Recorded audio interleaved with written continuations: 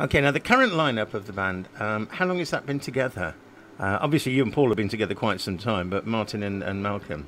Yeah, Martin Cooper and Malcolm Holmes joined us in 1980. I mean, we worked with both of them in the early days. I mean, in fact, Malcolm was a drummer in one of our early bands, but was one of the friends who thought what we were doing was absolute crap, so didn't really want to play with us in the early days. Strangely enough, when we got a contract, he was interested in playing with us again. But it's what's considered to be the classic, in inverted commas, lineup. We've had a few people come and go over the years, but the four of us, me, Paul, Martin and Malcolm, is considered to be the classic. We all grew up together. Three of us was from one little town, and Martin was from 3 miles away, so we have a kind of geographical proximity as well as a historical connection to each other. Now, when you first started OMD all that time ago, and that lineup were together, how did you get treated by other musicians? Well, even in Liverpool, we were the outsiders, but that was for two reasons. One, we didn't play guitars, and two, we were from the other side of the river. Ah, right. So we were always slightly the outsiders. Quite quickly, though, obviously, we started in October '78, but quite quickly, the music industry started to change, and within 2 years, electronic music was getting into the charts, including electronic music by ourselves. So, we were generally accepted, certainly by most of the British artists. It was strange, America took a little bit longer, although we did discover, actually, that we had a major influence on an American band that we had no idea we'd influenced. I bumped into... We did Old Grey Whistle Test with a band called ZZ Top in 1980. Yeah. Many years later, I bumped into Billy Gibbons, the guitar player, and he said, oh my God.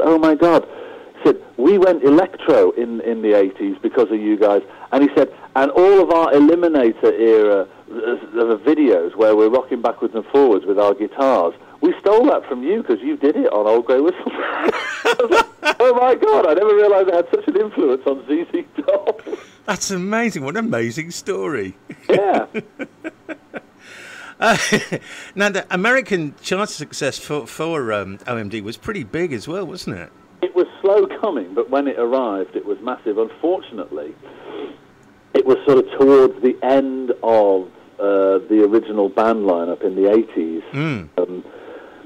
I think in the early days, it was really quite weird. We were literally top of the pops in England, front cover of smash hits, thousands of people coming to see us, and then we go to America and we'd be completely underground, playing tiny little sweaty clubs like we'd done in 1978 in the UK.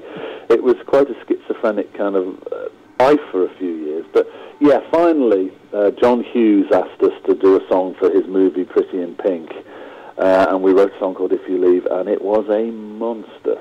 Yeah, I was just looking at that. Reached number 5 in US and Canada. Huge hit. Massive. I mean, unfortunately, if there's a downside to it, it is head and shoulders bigger than anything else we released over in North America. So to a lot of Americans, we're a one-hit wonder. Oh, God. Now, there does seem to be a lot of bands that are getting back together again, which we think is wonderful because obviously we are from that time. But, bands such as yourselves and Level 42, who we were talking to the other day, do you think that this is a return to that style of music, that kids are picking up on it due to their parents? I think there's possibly an element of that. I think that I guess we keep getting told we're living in a postmodern age. I guess if you look at it, popular music as an art form, if we dare call it such, has been around for a long time. It's quite old. Whether it started with jazz in the 20s or Sinatra in the 40s or rock and roll in the 50s, it's old. It's knocking on a bit. Perhaps it's done everything it's going to do. And so if there is no new fashion, there is then no out of fashion. And if there's no out of fashion, then as long as you're considered to have done something credible and be sort of if you like, an iconic band of a particular genre that is considered interesting, and you can still do it, then you are allowed to still do it, which is great. Which is fantastic, yeah, because it does spread music all over. The other thing I was going to ask you about is getting music out to the public now. Quite often we are starved of new American and British music here in Spain. Except now, of course, you can get it via iTunes and Amazon and places like that. Do you find that that's a way in which you promote music? Well, you absolutely have to take into account the internet. It is huge. It's had an incredible impact. All sorts of media, you know, not just music, but, you know, film and television, and changed the world. I mean, we all know that. I've probably, in the last few months, as many interviews for internet sites and magazines and internet radios, the normal old-fashioned press and radios.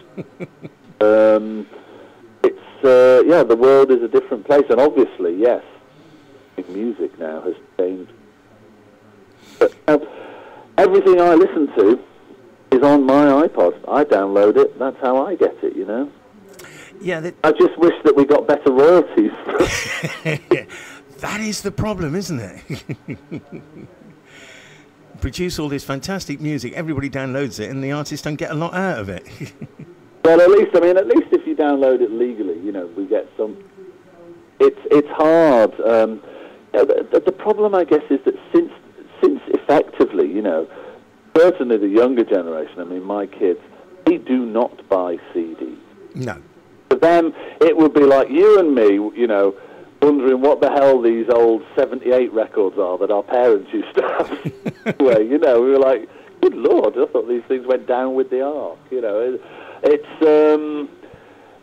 But what's changed there, though, is because music no longer comes on a physical object, a record or a CD, because it's a file on your desktop that can be copied and forwarded and deleted and put in the trash and whatever, it doesn't appear to have real value because it's just a file on your desktop.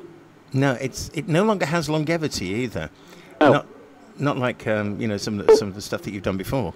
But you know, you've got to live in the world you live in, so we all have to adjust accordingly. Okay, Andy, I can see that we're running out of time now. I've got to say a big thank you for taking time out to talk to us here. Thank you very much indeed. Very nice to talk to you this morning. It's good talking to you. Take care. Have a good day. Bye. Bye for now.